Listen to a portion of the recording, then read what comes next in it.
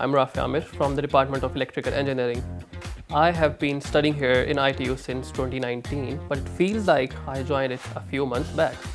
My experience at ITU has been great. Especially, ITU, among the top universities in Pakistan, accepted the challenge of the mode of transition in education sector during COVID-19 and taught us the course content in an effective way. Furthermore, we at ITU, apart from the academics, have a number of local and international societies, and working with any of the society gives a real-world job-like experience. We at ITU, because of these societies and their interactive, effective and impactful events, are like a family.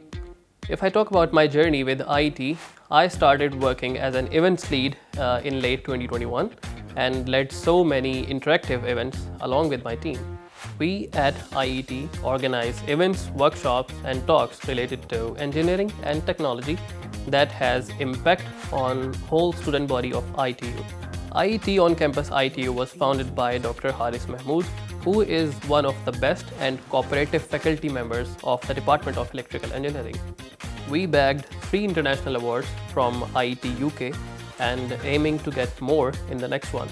We have organized some outstanding events, which includes a workshop on robot operating system, Clapathon, which is a general knowledge based quiz competition, then ISI, which is our signature event, math booth, and then last but not the least, even more impactful, our outreach program, in which we go to an underprivileged school and let the students learn from our technical team about engineering and technology. We provide them with all the equipment and divide them into groups. And last time we asked them to make a line following robot, and most of the groups made it. The biggest learning outcome from this experience so far is how to lead a team of people with different backgrounds and different skill sets.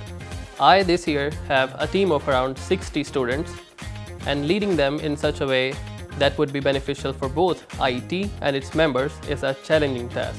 It is like a new startup in which I have to uplift the company and the team as well.